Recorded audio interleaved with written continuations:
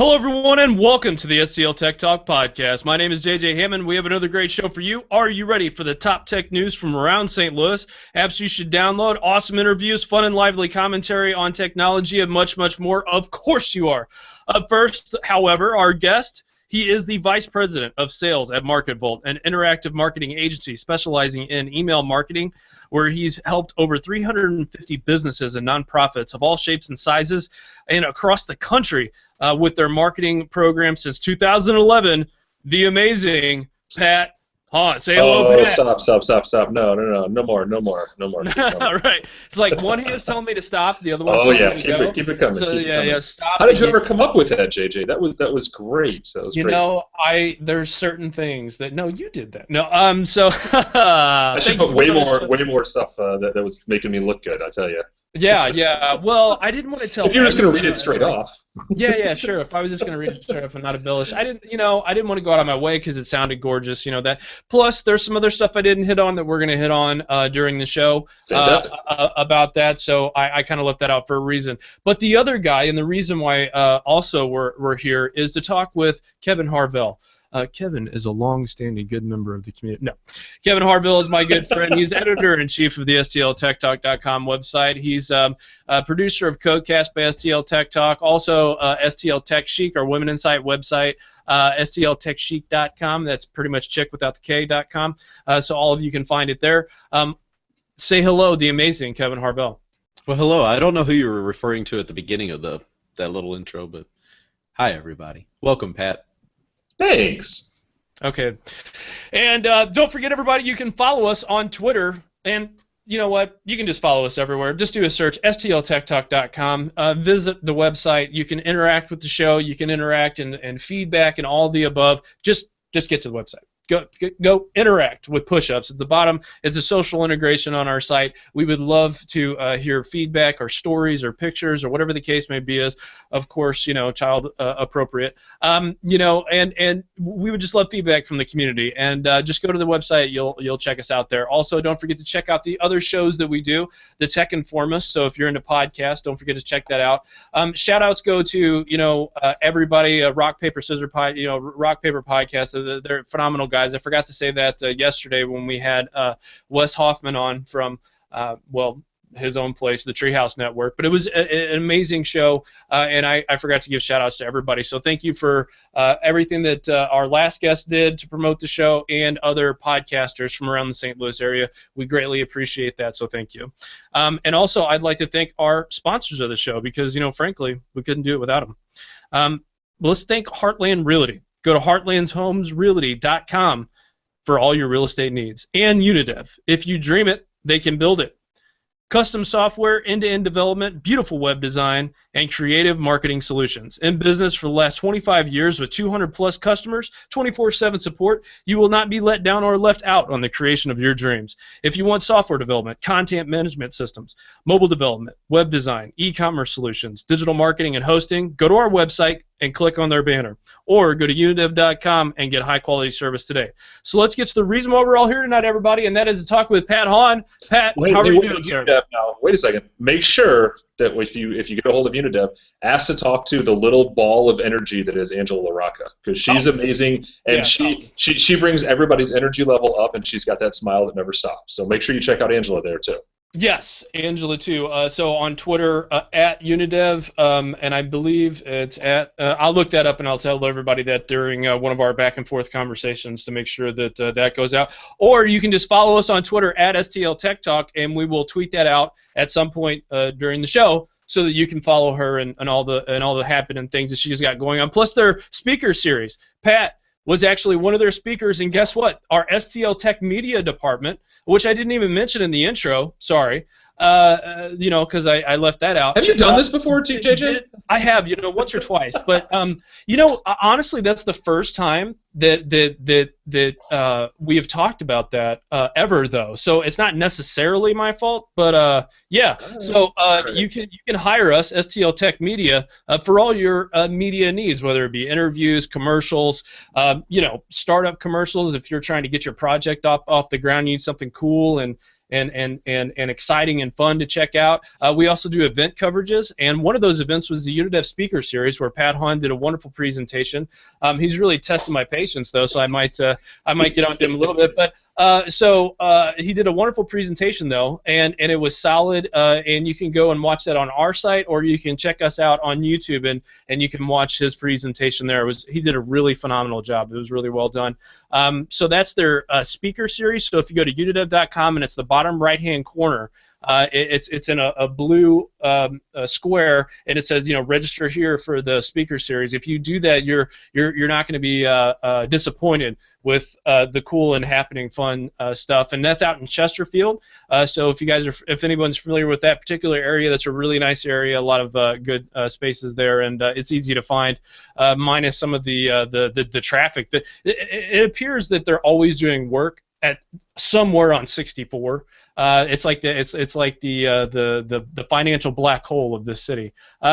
So having said that, let's go ahead and move on into the reason why we're here, and that's to talk with Pat. So Pat, tell us a little bit about what MarketVolt is, how it got started, and some history behind it, please. Sure, happy to. First of all, thanks for having me. I appreciate you guys letting me jump on with you. I've been good followers and love the things that you guys are doing here. So I appreciate you letting me be part of this whole thing that is STL Tech Talk and the podcast. So MarketVolt its history. We go back about 13 and a half years. MarketVolt was founded when the president of MarketVolt, a gentleman by the name of Tom Ruich, partnered with an old high school buddy of his, a gentleman by the name of Harry Imster. And Harry has a company called Foundry Software.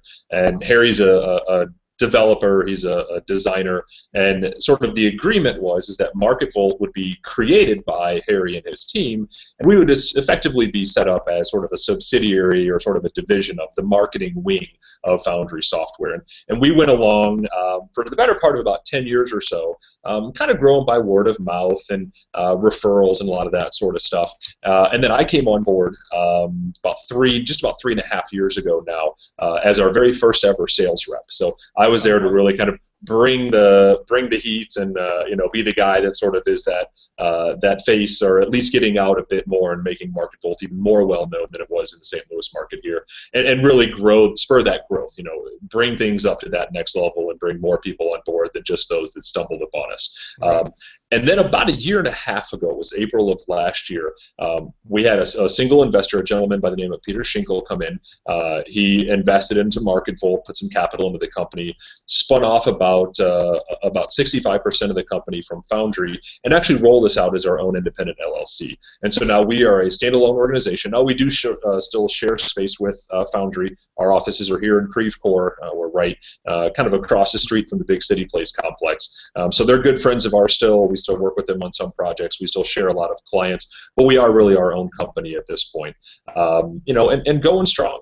We're proud to work with a lot of different companies and organizations, not only here in St. Louis, but globally. I mean, we have clients in London and Beijing, Hong Kong, a lot of different areas, as well as, I think at last check, we were in about 30 or 40 of the 50 states. So, we've got, I can tell you personally, I have clients in basically all corners. I've got clients up in the Maine area, up in Washington, California, Florida, and everywhere in between. So, it's nice having that kind of reach and that kind of scope, really being based here in the St. Louis market. And really, the core of our business is right here in St. Louis. We're really proud to work with a lot of businesses and organizations that you guys know of. People like the St. Louis Science Center, people like the Missouri Botanical Gardens, the St. Louis CVC, the Magic House, Cassidy Turley. Just kind of a short brag book as far as whom we work with. And then there's a lot of little guys that you've never heard of. A lot of little CPA firms and landscapers. That's sure working on changing. Yeah, just because you don't know them now, Pat is working to turn that around. We're doing our part. We're doing our part. So that's really MarketVolt start and really kind of our background and what we've been doing and how we're going strong here. All right. So that's MarketVolt. How was it that you were able to get involved with MarketVolt, and how long have you been there? Sure. So I mentioned I've been here since it's June of about a little over 3 years ago now. Like I said, I started as an account rep kind of the first guy on the ground, feet on the ground, and I was kind of the guinea pig in this whole thing. Like I said, when I came on board, I was the first ever in my position, and so we were just sort of figuring out what this job was all about. And I got to go through the ebb and flow and the challenge and chaos that all that entails, and it was fun. It was neat because for me, I came from that the January before I started here, I'd gotten laid off from Hertz. I got downsized out of a job and came really from that giant corporate atmosphere with lots of corporate tape and hurdles to jump through and TPS reports to have to worry about and all that kind of stuff, and came to a small business environment where my boss is the president, is the founder. You get to have that feedback, to have those opinions, to give those ideas, and really that's one of the things that I've enjoyed here, is being able to do those sorts of things. And the positions kind of ebbed and flowed, and I've moved up the chain a little bit here, and now I'm as vice president of sales. I kind of serve the dual role as a guy who's actually going out in the business development space and finding new customers and working with those folks and supporting the things that they're doing strategically, as well as supporting our internal sales team. So I'm sort of helping guide them in the things that they're doing and what they have going on as well. That's awesome. So would you say you took some of those, because it says you've helped over 350 businesses and nonprofits of all sizes across the country with their marketing stuff. So you've taken your collective knowledge from all those other endeavors and are applying them here. Yeah, in my background, it's a really diverse thing. I mean, I believe it or not, and you get a lot of people in this sales and marketing space that have business degrees or marketing communication. I have a bachelor's in political science. I have a master's. I have a master's in sport management. So you can see that my path went widely one direction or the other, and I ended up using neither of those at all. But for me, the only one that I care about is the sports one. You didn't even say that since we met, man. I mean, I'm a sports fanatic. Well, we've been talking about junk the whole time. We need to be talking about sports. Well, for me, I used to be a volleyball coach. I was actually a college volleyball coach for years. That's solid. And so for me, and that's really one of the things that I've liked about my job here at MarketVolt, is it's not just sales. There's a whole aspect of what we do that is more supporting the existing customer. It's being the resource for them. It's being the title that our sales folks have now. We've sort of merged away from the sales rep and account manager. We actually call our team marketing advisors because we think it best captures really what our role is here. Yeah, part of it is the business development side, but once we've brought those folks on board and they are clients of MarketVolt, now we're there to be that support system for them. It's not just simply, here's a software, good luck, figure this thing out, you're on your own, go get them, Tiger. We've got some tools that are here to help you. We do things like training. We have a live help desk that's here in St. Louis. We're able to sit down with folks. I mean, I've met with a few people just in the last couple of weeks here that are clients of mine that are just looking for different or better ways to do things. They look and say, hey, I have this product that I'm trying to promote, or I have an event, or we're trying to do more fundraising, or whatever that idea or that concept might be.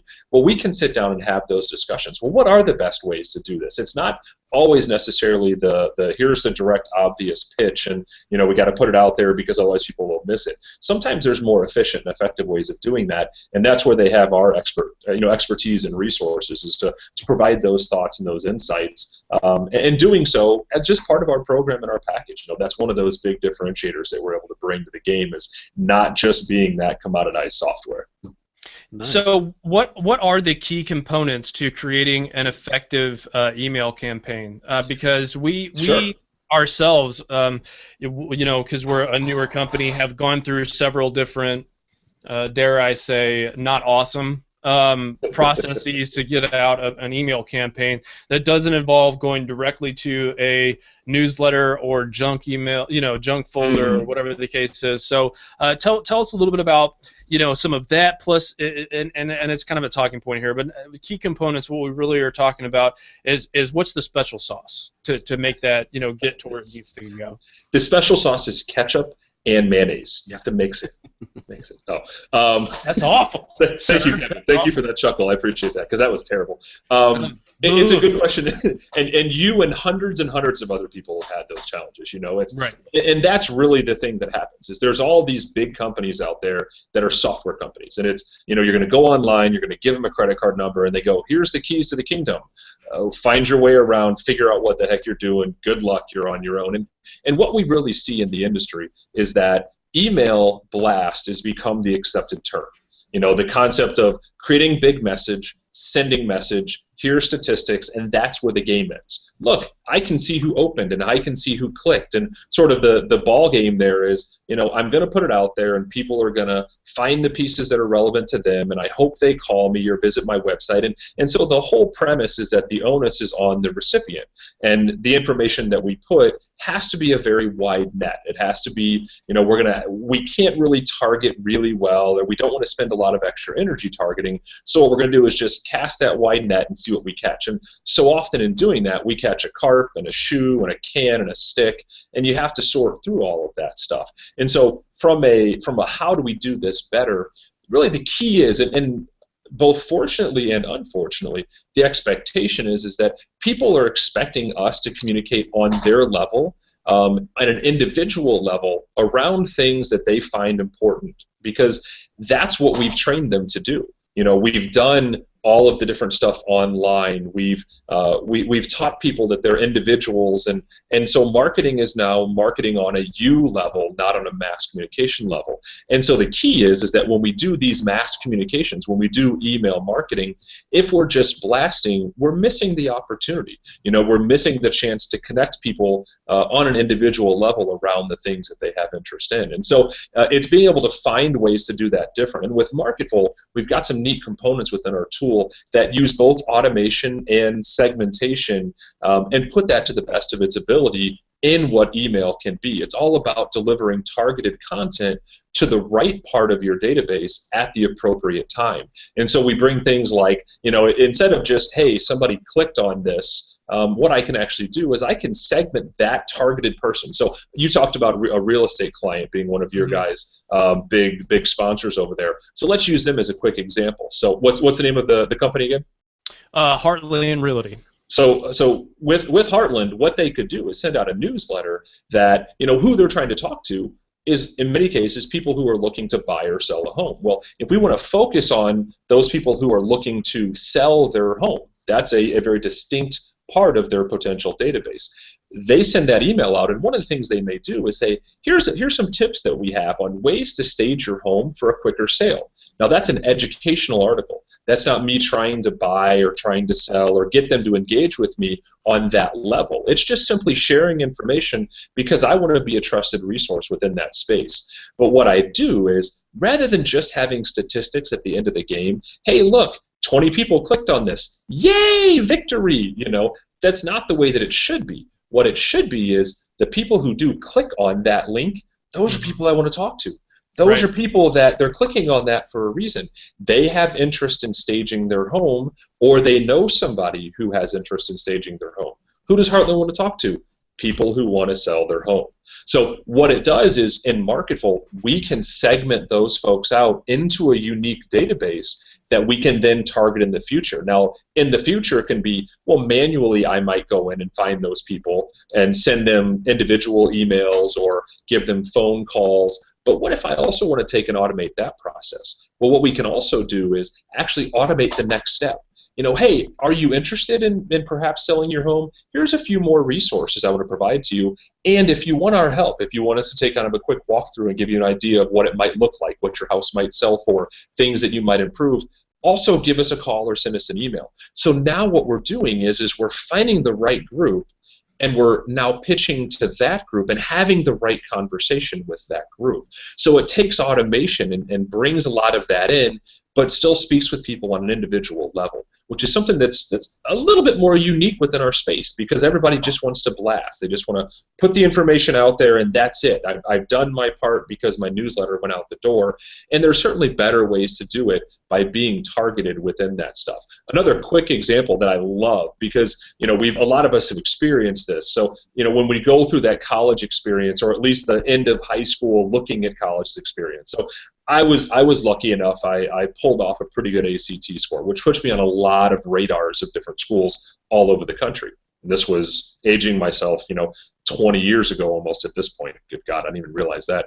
But what happened is every day when I would come home, there would be a stack this deep. I'll get it on the screen. That deep of just piles of stuff from schools. And I'd have to go through the business of sorting through all of them, and a big pile of them went in the trash, and a big pile of them went in stuff that I wanted to go through.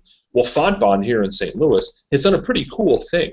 What they have is on their website, students that are interested in FontBond can actually fill out a form.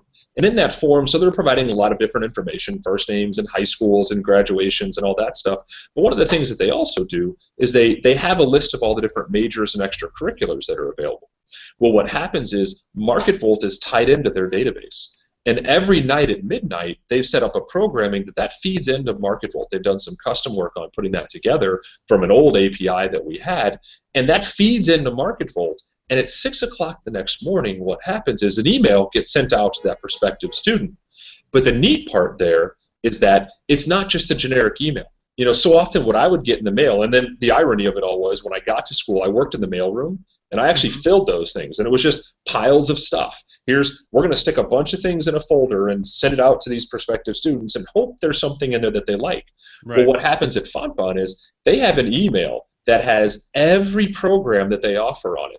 It also has all of the extracurriculars that they offer, and you think about that and you go, holy crap, that's like 50 different majors and like 25 or 30 different extracurriculars. Well, they don't send that email. What happens is we have a piece called dynamic content. What dynamic content lets you do is it gives you the ability to decide who gets what pieces of that content. So they can say, well, you know what, if they said that they're interested in business or maybe communications and athletics as well as our Greek life, they're going to get an email that has those 4 components and just those 4 components, but it's the stuff that they're interested in.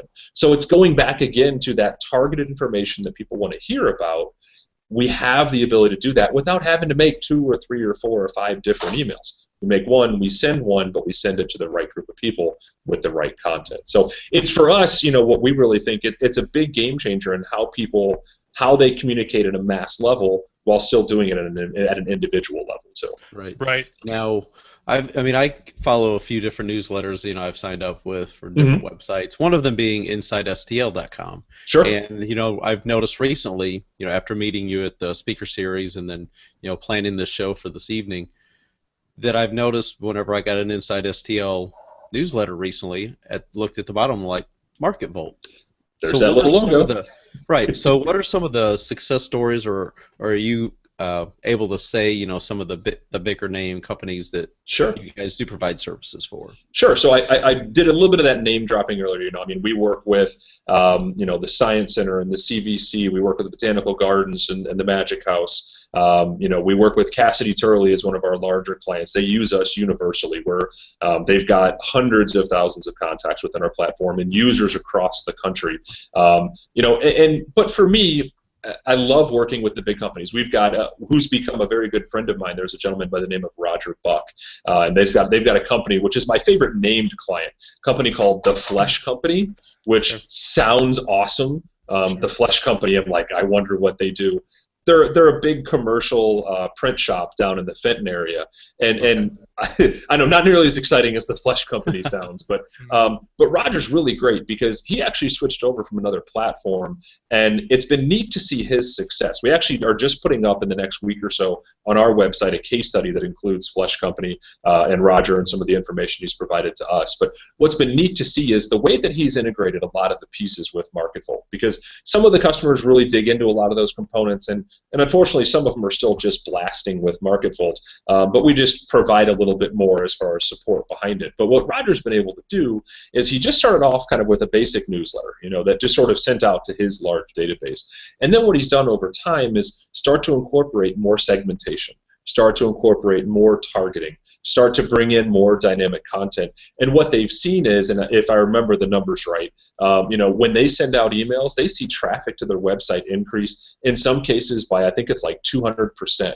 They see, they see engagement around things that are happening that they talk about relative to their newsletter in the 20, 30, 40% range and sometimes higher. And a lot of those numbers, like I said, those are going to be on the case study that'll be out there. But, we work with Kenilwood, and then we've done a lot of great things with them over the years. We're working with quite a few credit unions in the area. We work with, there's a lot of neat success stories, but the ones that I really like too are a lot of those small businesses.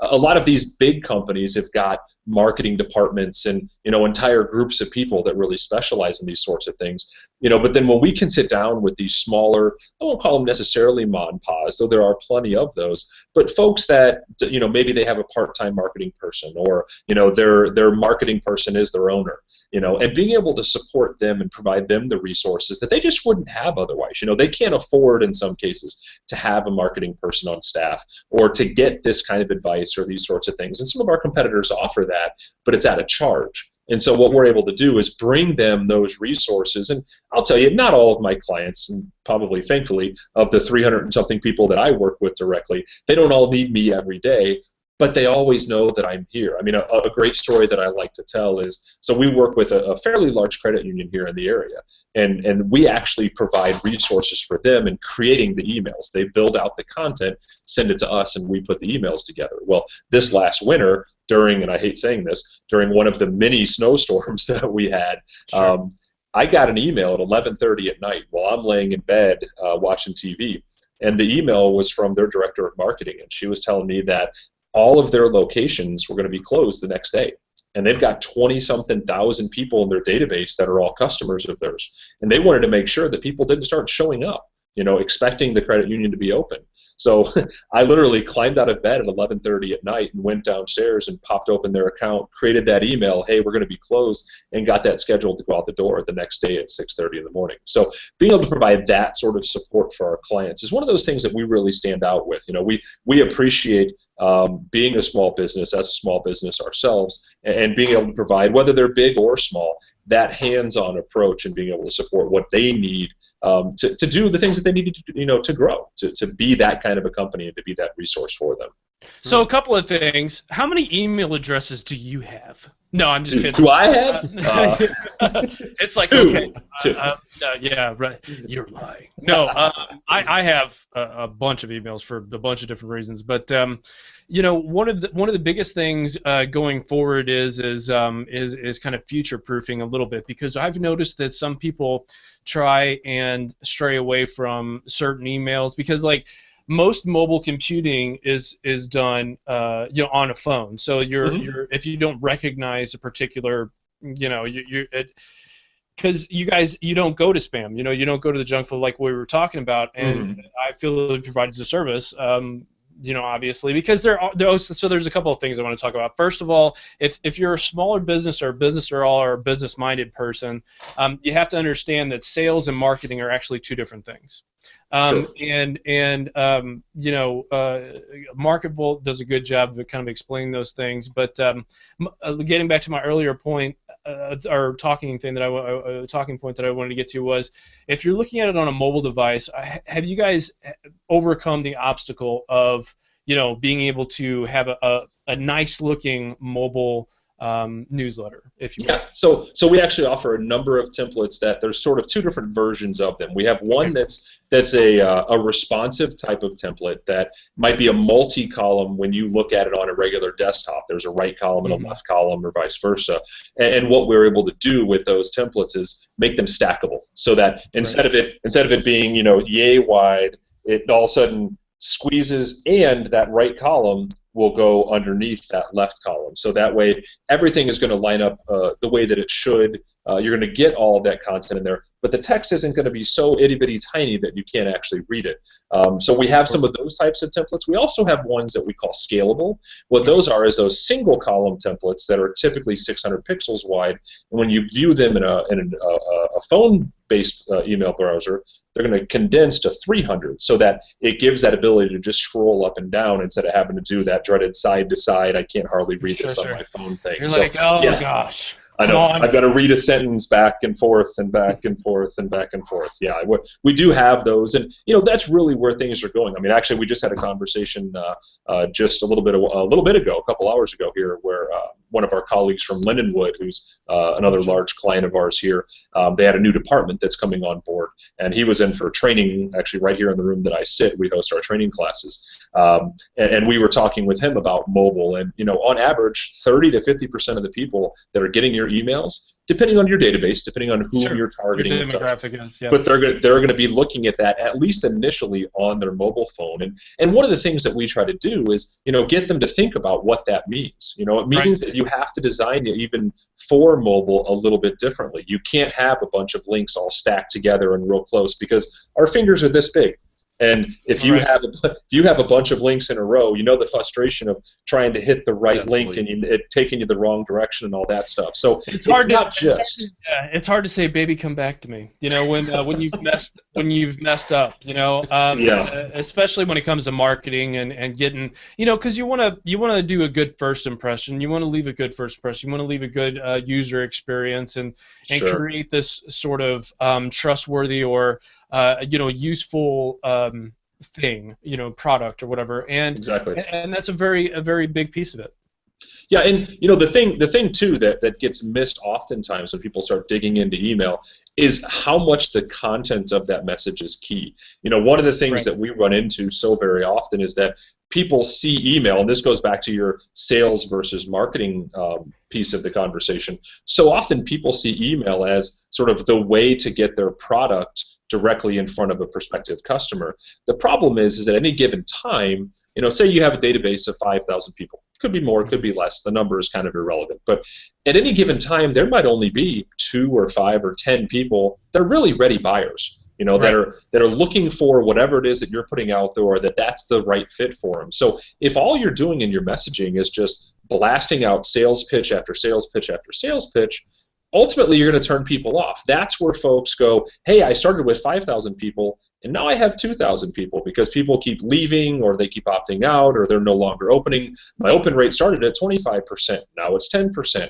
I don't know why. Well, it's because you bludgeoned them over the head with sales pitch when that's not really what they wanted. It's all about, it goes back to that content of personalization and what people are interested in.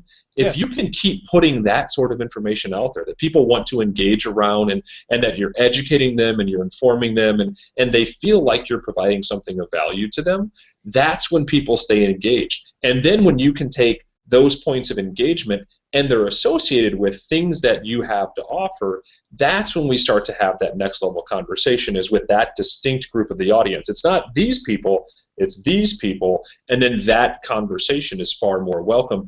And the other side of it in the sales and marketing conversation is now we're targeting from a sales perspective and having those conversations with this big of a group instead of this big of a group. So if you had to make sales calls, do you want to call 100 people to get 10 meetings, or do you want to call 20 people to get 10 meetings? So it makes it more efficient from a communication and engagement standpoint, but it also makes it more efficient and more effective from a, what do I do next? How do I actually turn these people that are in my mailing list into actual customers or into growing customers, depending on the case? Right. Exactly. So before we go here, for our visual people, they can see behind you 5in25.com. Explain to our audio listeners what that is and what that's about. Sure. So MarketVolt started probably about 2 or 3 months ago here, a new web series that we have to offer. And it is, you do see it just over my shoulder. It's the number 5 in the number 25.com. And what it is it's 5 powerful marketing ideas in just 25 minutes. We see a lot of webinars and web series that are an hour long or 90 minutes long. And the reality is, after a little while, you start to just drool runs down the corner of your mouth and your eyes start to cross, and you start to lose interest, and you check your email, and then you're on Facebook and everything else, and you really aren't paying attention. So what we've done is really try to condense that down into just a quick 25-minute thing, and what we're doing with it is we're targeting a lot of different types of folks. We're having a lot of these different webinars from B2B types companies, from B2C, nonprofit. We're going to start digging into more specific verticals where I think we're doing one a little bit later this year on credit unions as well as commercial real estate. We talk about things like building an email list or crafting the perfect email. So just a lot of resources, information that we're trying to get out there for our customers and just for people in general, folks that want to stumble across the 5and25.com and really learn a little bit from what it is that we have to bring. We're big proponents of kind of giving back to the community. You mentioned that I had the pleasure of being on the Unidev speaker series. I've done the Charter Business speaker series. Our president's pretty much every year and twice a year is very excited and very happy to speak at the Small Business Monthly Expo that happens here in St. Louis. And so we're ones that really like to get out and have those conversations and sort of bring the message of marketing better and doing more with your email marketing to the community, because we think it's something that's often overlooked. And so this is just another one of those ways to sort of bring that back and make it easily digestible, make it something that doesn't feel very overwhelming, and make it something that you can do sitting at your desk in your pajamas or your Unidev shirt and playing with your playing with all of your Iron Men behind and all that kind of stuff too, or your squishy balls or whatever it might be. So squishy balls. Come on, sir. This is a family show. I see some of them. You got some squishy toys back there somewhere. Oh no, this is it's a Microsoft tennis ball and it's blue. Yes, that was close. Very exciting. But go ahead. I'm done. That is 5 and 25 and all the glory. So, and I just want to make sure, because you did say 5 in 25, but the N is IN, not just 5. The number 5, IN25.com. Yep, like IN is, inch, how you spell that. So the other thing I want to talk to you about, something we were at recently, which was the American Marketing Association's St. Louis chapter. Mm-hmm. We had the pleasure of, do I have to disclose that we STL Tech Media, I don't know, who cares. Anyway, so we were there, we recorded it. We shot a video, we did some recap. It was great, and it spoke to kind of, particularly the speaker did a really good job, and I'm just going to call him Left. Lefteris Grammatics. I can't imagine why. All right, so here's my ball. He was from Greece. He's got a fantastic Greek name. He was from Greece, yeah. So first of all, JJ, not awesome with names. That's me. Not awesome with names. So when you throw a name like that at me, I'm like, ha, I'll remember your face. So the other thing is he did a really good job of doing the presentation, but it was really cool to see the American Marketing Association and what you guys were about. Why don't you tell our listeners what that's about, and that you're on their board. So talk to us a little bit about that. They are gluttons for punishment. They've let me keep hanging out with those guys over there on the board. So the American Marketing Association, St. Louis chapter, it's a fun group. It's one of those things that it's a very diverse community that we have, because it ranges from the marketing professionals that work at small businesses, big businesses, nonprofits, vendors, people like myself who are in that space, people from agencies, and then we get a lot of students as well. People from UMSL and Webster and SLU and Wash U coming in, and a lot of those professors. So we get a very diverse community that comes through, and what we're trying to do is really be on the forefront of things that are happening in the marketing community. We do a monthly luncheon that we host. I believe it's the third Thursday of every month. We host it over at Maggiano's in Clayton. So great food to go with great conversation. My God, which is always great nice. Food. Yeah, you walk out of there so full. There's another course. There's another course. Yeah. So that's always nice. But then on top of that, we always try to bring in some great speakers. I mean, we've had folks from, the director of marketing, a gentleman I know by the name of Chris Osborne, was our keynote and kickoff last season. And what he did was come in and talk about inbound marketing and I think at that point he was at like 65,000 leads created in the first half of the year, and talking about ways that they've done that. We brought in Perry Drake from UMSL, who's really the head of their digital marketing program over there, and a lot of the great things that they've got going on, as well as just stuff that's happening in the digital community, kind of keeping people up to date on that stuff. We had some of the guys from Locker Dome come in and talk about sort of social media 2.0. That was a great presentation. It was one of those you felt like you were ahead of the wave in the social media world, and a lot of the things that were coming and the things that they're doing. So, we really try to bring a lot of those different types of speakers in. Some of them are very St. Louis centric. Some of them are, from on the national stage, like we said. Lefteris is from Greece, and I think he's based out in the San Francisco area, and then he came in and talked with us. So we really bring a lot of those kind of speakers in, and we look for people of all types. Those folks that really want to get engaged in that marketing space and know the stuff that's happening. We're very excited about the partnership we have have with STL Tech Talk. They're going to be working with us on a lot of the video side of these things. So yes, we can talk about that. That's fine. Awesome. I'm on the board and in charge of a lot of the sponsorship stuff. So we've got our big annual conference. It's the 54th annual, I think it is, coming up in February. We're all over it. Yep. So that will be a really fun one. We get some great speakers. We should have you back on like maybe the week before that, just to really hype that up. Sure. That'd be a lot of fun. And another thing is there are students who listen to the show for various reasons, and I would suggest if you're looking for maybe a minor or something like that, marketing is not sales.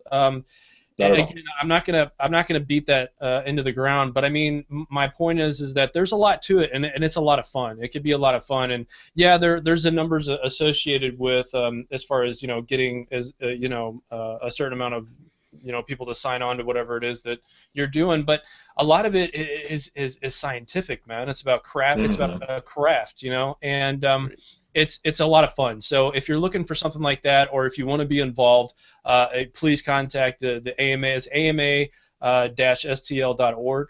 Or if you're not listening for it's gorgeous. No names, but I'm all about the He's got the URLs, no problem. Yeah, I got those, no problem. So if you're interested at all, if you're a business listener or a small business or an independent contractor, whatever the case is, check them out. I think you'll really like what they have to offer, for sure. Fantastic. Well, thanks for the plugs on all fronts. We're happy to have anybody at AMA. It's always fun. Happy to have anybody join us with 5and25.com. And if you have any questions at all about MarketVolt or strategy, how email works, how MarketVolt specifically works, I think I can't even see because it's backward on my screen here. Nope, it's right on our screen. I'm right below here. You can hit me at mv_Pat. Feel free to also shoot me email. I'm more than happy to take that. It's just easy, pat@marketvolt.com. Happy to respond to any of those questions that you have. However long the podcast lives, I will be here and happy to help. For anybody that catches this, whether it's in a week or two or whether it's in a few months or a few years, that's the joy of podcast. I'm not promising I'll always look like this for 2 or 3 years. Yeah, no. This will keep going gray. I promise that part of it. But, right. Yeah, I'm happy to help in any way that I can with anybody that's out there in podcast world. Awesome. So there you go. To the other podcasts who listen to our podcast and we listen to theirs and that employ Pat to knock that out. Not only that, but don't forget we'll have all of this information in and on STLTechTalk.com. So if you miss any of this, or if you're in the car or on your way, whatever the case is, just once you get to your destination, you can visit the site, look at the show notes, and you'll see all the links that we talked about. Even 5and25.com if you guys want to check that out, which I suggest you do, because webinars and just the different all sorts of information is good. And Pat does a phenomenal job of getting that stuff to you. So Pat, we cannot thank you enough for being on the show, as well as supporting us in all the ways that you have. You're a heck of a guy, and we want people to hit you up and employ you, sir. So thank you very much from myself and Kevin. I appreciate it, guys. Thanks so much for having me. Have a great rest of the cast. I know I've eaten up a good chunk of it here, so thanks for letting me do so. And quality content, sir. That's right. As long as the content's good. I do what I can. I do what I can. Well, I'll leave you with the last little bit. Have a good finish of the show, guys, and we'll catch back up with you very soon, I'm sure. All right. Oh yeah. Thanks, Pat. Thanks, guys. Talking to you in the future. Bye-bye. Well, that's not the end of the show. Kevin, why don't you get us started with the news rundown, recap, whatever we're calling it now. We need to work on that. Yeah, with the so the news rundown. Yeah. Right. News so rundown. It's September. The Cardinals are getting ready to make they're already in the playoffs. It's just a matter of what position they're going to be. Are they going to be the division champions, et cetera, et cetera. So it's baseball time in St. Louis. We love our baseball, right? So the first story that I want to talk about is a St. Louis baseball bat maker comes up with a design for an angled knob at the bottom, at the base of the bat. So whenever you're holding the bat, you got that, that big circle that is like right around it. Tries to help keep it from sliding out of your hands. Well, the person over at, let me pull that up real quick, and I will tell you all about it. His name is Grady Phelan, and this article was over at innovoxstl.com. And basically, this is not a new design. He apparently came out with this design back in 2010, but he's really trying to push it a little bit further now. Now, Major League Baseball has approved this design, and it is intended to help, ease the pressure. Like if you swing the bat real hard, it can really hurt. Sometimes you'll notice the bottom, your pinky and your ring finger might kind of hurt a little bit after taking a real hard swing. Sure. And this is kind of designed to help ease those injuries. Like for example, in this article they mentioned Pablo Sandoval, who's third baseman for the San Francisco Giants, a couple years ago. Just during a swing, he swung so hard, and the way that he was gripping it so tight, he broke a couple fingers on one of his hands, which put him out. What? Right. So that puts him out of being able to play, puts him on the disabled list, and costs the Giants a lot of money because Pablo Sandoval makes quite a bit of money, as most baseball players do. Right. So this is designed to help ease that injury risk and give you a better opportunity for a swing. A lot of baseball players are not jumping on it right now, so it's still kind of taking a little bit to catch on, you would say. But he just got a $25,000 grant from financial services company Wells Fargo. So he's working with 8 to 18-year-olds, doing some aluminum bat work, just trying to get it more, accepted, because whenever you get kids using it, as they continue getting older, they're going to want to, whenever they make that transition to wood bats, if they do get a chance to make it to the professionals, whether they're in the minor leagues or not, they'll be wanting to use that design, and that's the design they'll have grown up with. So I think that's kind of a good strategy to go there. I do too, and that's pretty cool, and like you said, kind of timely news. So did you say that? Let's see. I mean, he did some testing at Washington University here in St. Louis back in 2006. Okay, gotcha. So it's nothing. I mean, the idea has apparently been around for a while that he's been working on this. But I think it's cool that he's not giving up. He knows that this is a great design, and in fact, one of the baseball players, it was from the Mets back in 2010. Whenever he uses it, and the first hit was a double using that bat. That bat is now in the Hall of Fame. So if you go to Cooperstown, New York, go to the Hall of Fame, there's a chance you're going to see that exact same bat in the Hall of Fame. Yes. Well, that's interesting. Pretty huge stuff, yeah. So that's a pretty cool thing, for sort of a big deal.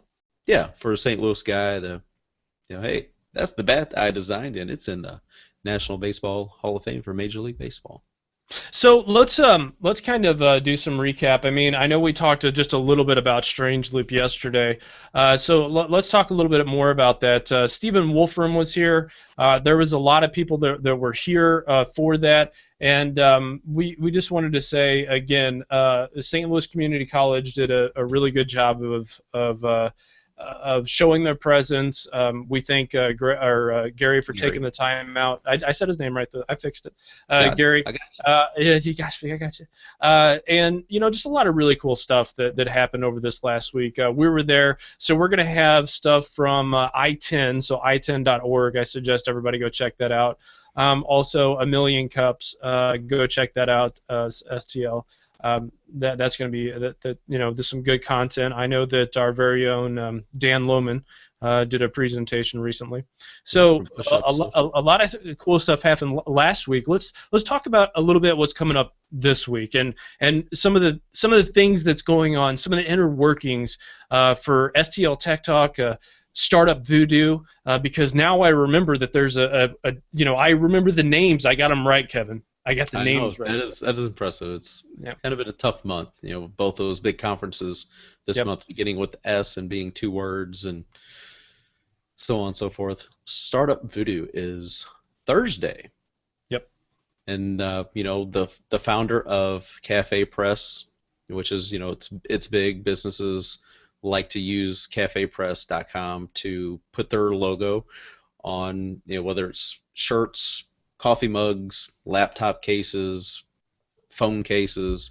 Man, you name it, because me and Kevin, we did some looking, and holy moly. Yeah, all the different products. Just whoa. Yeah, and I believe their founder is a Chaminade grad, and he's going to be back here in St. Louis to, at the conference. He's going to be at the little happy hour from the Social Media Club St. Louis that they're having tomorrow at. I'm trying to. What is the name of that again? Wheelhouse. Yes, down on Spruce Street, the new location. So tomorrow night, myself and Aubrey Betts, our new CEO, will be down at the Startup Voodoo happy hour and panel discussion. That's right, folks. You heard it first here. We have our very first official CEO of STLTechTalk LLC. Her name is Aubrey Betts. Go and congratulate her on LinkedIn if that's where you're at. And we'll also shoot out a deal to follow or like or whatever. Don't stalk. That's bad. Our new CEO. We're very proud. We're very excited that she accepted. We're totally excited of moving forward. Honestly, we couldn't be happier. To comment a little bit on Startup Voodoo, that is going to be a really awesome event, and it's for all the times we went to the baseball game, Kevin, I still haven't been in Ballpark Village, so that's going to be kind of nice to check that out. Right, to get a chance to go in there, check it out, see what it's all about. Yeah, for sure. Fun. Yeah, tons of people have said a lot of good things about it, and it's very exciting. So absolutely. Yeah. The other thing I wanted to talk about was if you're not doing that tomorrow, chances are you might find yourself at the TAP. It's Science on Tap. It's genome engineering, and that's at the Crown Room at the Schlafly Bottle Works. So you can learn how to do some cool beer stuff. Also, some upcoming things. Let me go ahead and pull something up. Let's see. Startup Voodoo. Now I know why you didn't tell me about that one until tonight, because I've already got plans to go to the other one. I've already got plans. So, and we also have Todd, Kevin, last name Gardner, from Track.js. Very interesting stuff. Very cool stuff. He's going to be on tomorrow night's Codecast show. Also on Friday, there's actually there's things called Tech Talks. Maybe we should talk to these people. But it's going to be at Eureka Hills and at Weber Road. There's also let's see. There's the thing Code Until Dawn down at Lab 1500. There you go. Code Until Dawn. That's the one I was looking for. When is that? I forgot. I believe it starts at 5 or 5:30 Friday evening, down at, like I said, Lab 1500. So right off Washington Avenue. Yep, right down there by T-Rex. So go check that out. Yep. Also, we want to take some time out and thank our gamers in crime, I guess, because they call us partners in crime. Yes. Dangerously Smart. I listen to them a lot. It's not a podcast for people under 18. But it's hilarious, and they do a really good job. I actually learned something from them this morning. So, I think that if you like gaming and entertainment news, I think you're really going to like that show. Also, there was another local story from STLCurator.com. Does a lot of good non-tech stories. I mean, sometimes they cover tech, but it's not often. But this particular time, they covered a future guest that we're going to have on, Gremlin. And what Gremlin is spelled, basically it's, hold on a second, I actually have it pulled up right here. It's GREMLN.com. And visiting the site, it's really interesting because marketing was our main kind of theme for tonight, and I wanted to close it off with a story about Gremlin. They are basically a way to protect your school or your bank or your organization from sending out social media stuff that could be damaging.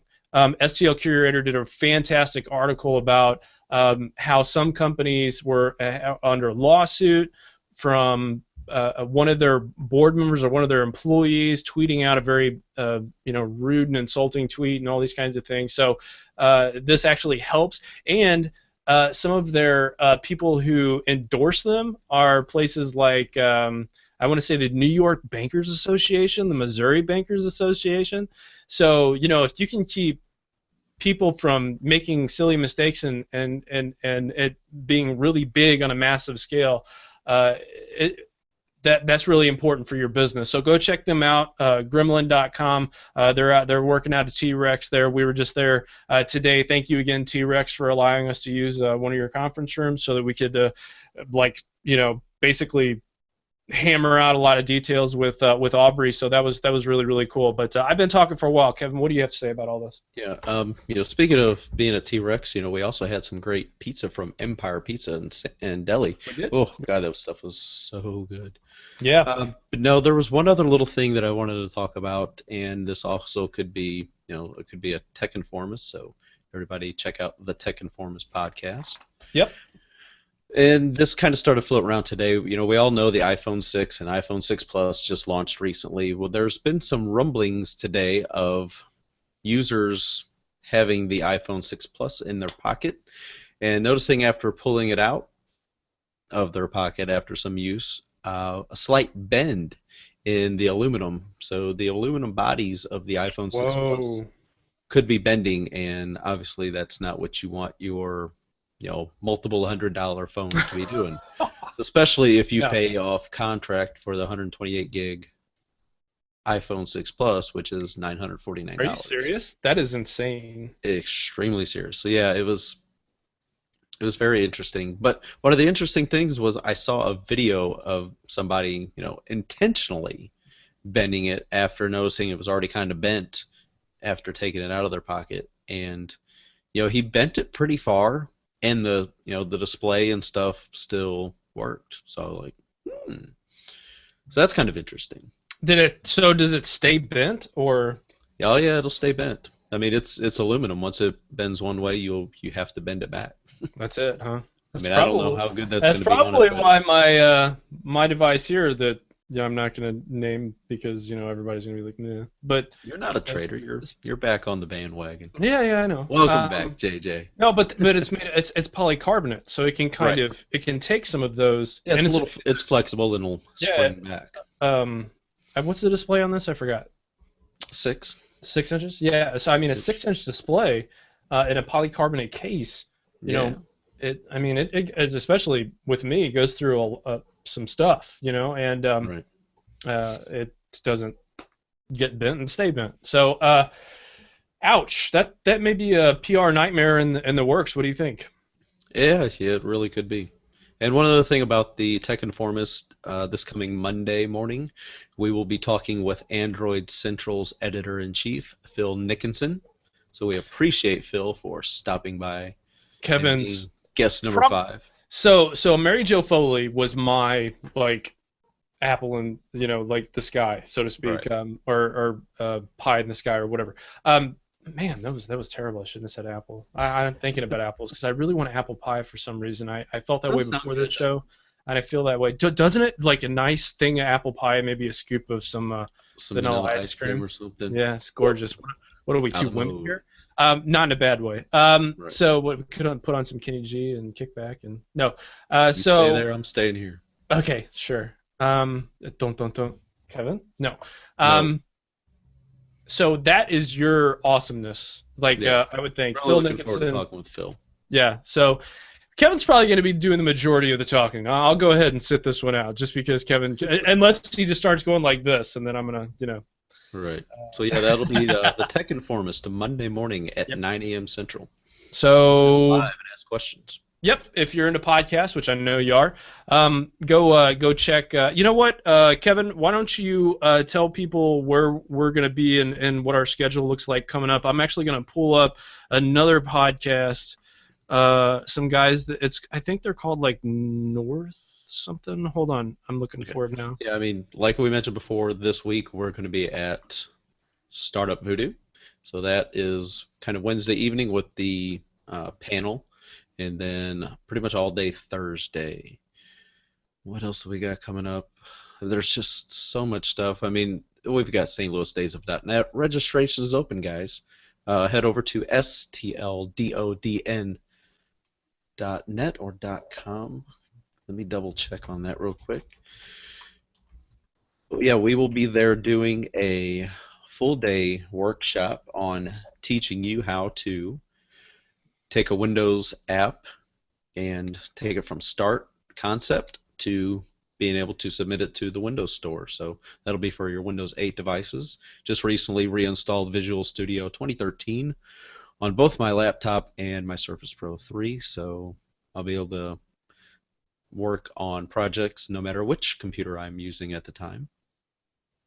No, I can't find it, but I'll make sure it's I'll make sure I put it in our show notes for the page. Okay. This other Yes. podcast. So stlouisdays.net is November 13th through the 15th. That is held at the Ameristar Conference Center in St. Charles, Missouri, right across the river. So come on out. It's going to be a great time. You can get early bird pricing through October 13th for $200.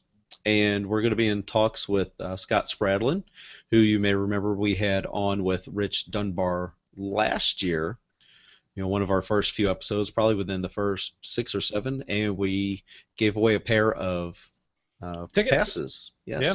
So we're looking to be able to do that same promotion again. And we've also got another promotion. I know I mentioned that we would do the giveaway tonight, but I'm going to I'll have the details up tomorrow. We are doing the giveaway of the mini jam box from Jambone or Jawbone, sorry, I can't remember, from AT&T.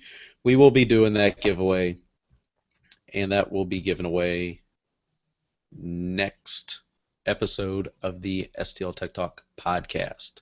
So check back tomorrow.